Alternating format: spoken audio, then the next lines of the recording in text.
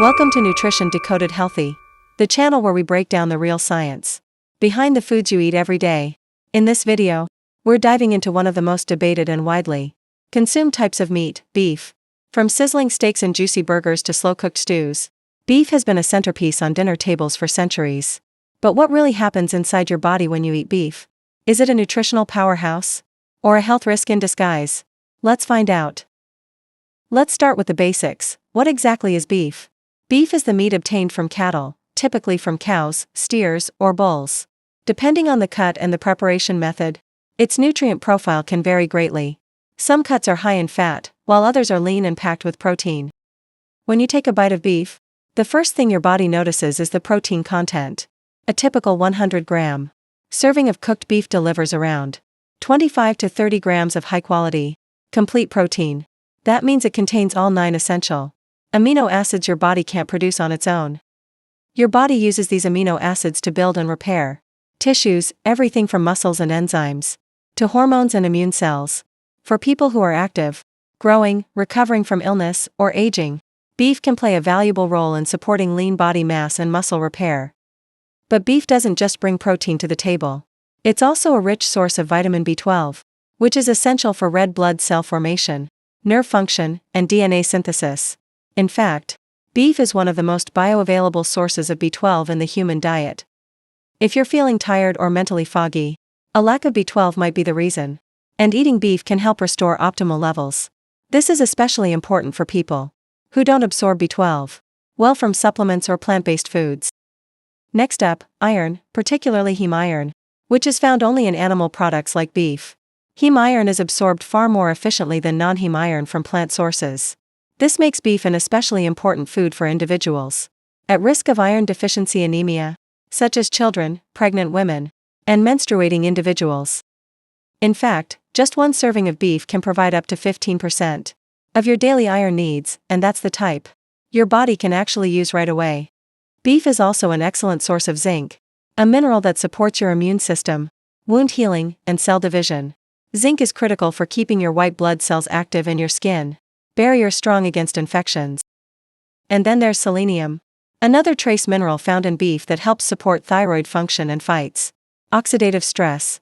It works hand in hand with antioxidant enzymes in your body to neutralize free radicals.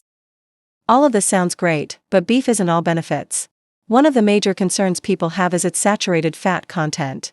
Depending on the cut, beef can be high in saturated fat, which has been associated with elevated LDL cholesterol levels, a known risk factor for cardiovascular disease.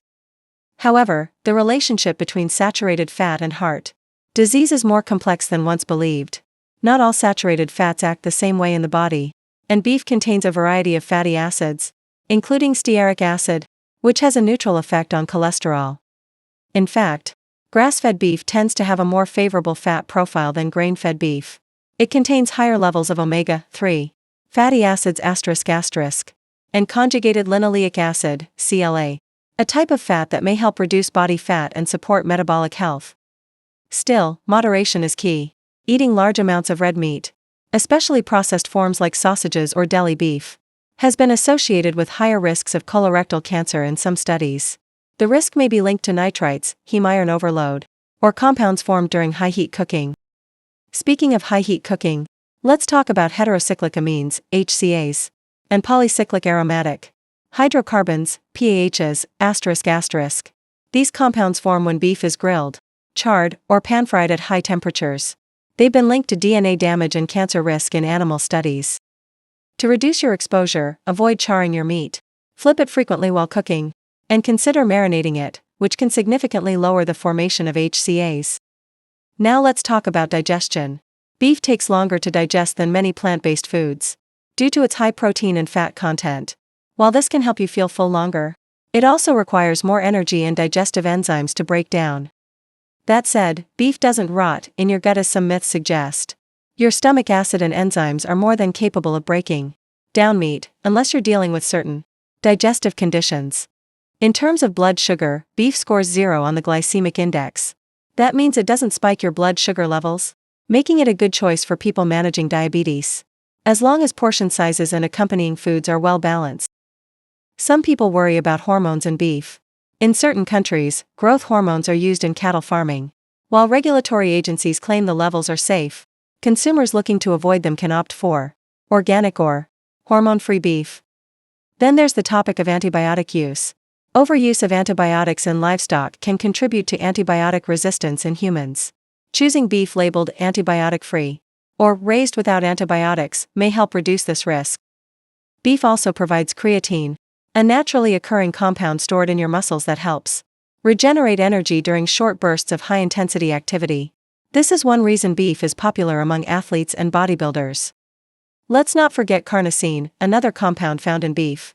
Carnosine acts as a powerful antioxidant in muscle tissue and may help reduce inflammation and improve exercise performance.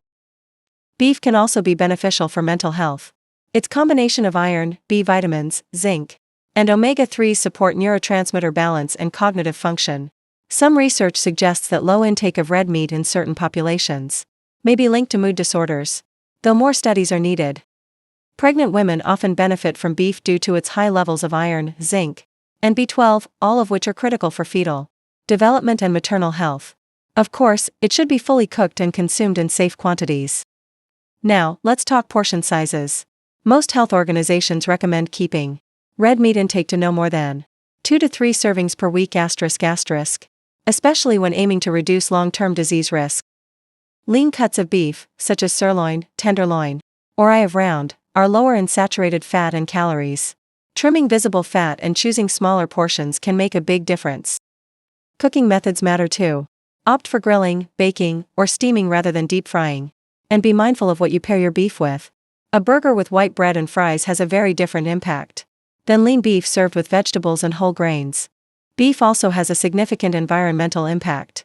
Compared to poultry or plant-based foods, raising cattle requires more land, water, and generates higher greenhouse gas emissions. This has led to increased interest in sustainable beef and regenerative farming *** practices. If you're concerned about the planet, consider reducing your beef intake rather than eliminating it entirely. Even small changes, like choosing grass-fed or locally sourced beef, can make a difference. Some people choose to avoid beef for ethical or religious reasons. That's perfectly valid. But for those who include meat in their diet, choosing high-quality, responsibly raised beef in moderation can be both nourishing and sustainable. So, what's the verdict? Beef is a nutrient-dense food packed with protein, iron, B12, zinc, and more, but it's also one that needs to be consumed thoughtfully. The cut, the portion, the cooking method, and the frequency all matter. In the end, beef isn't good or bad.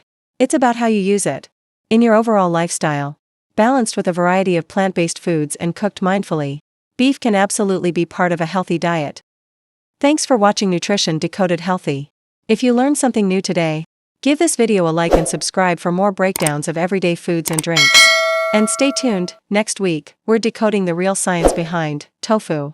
Yep, we're going plant-based next.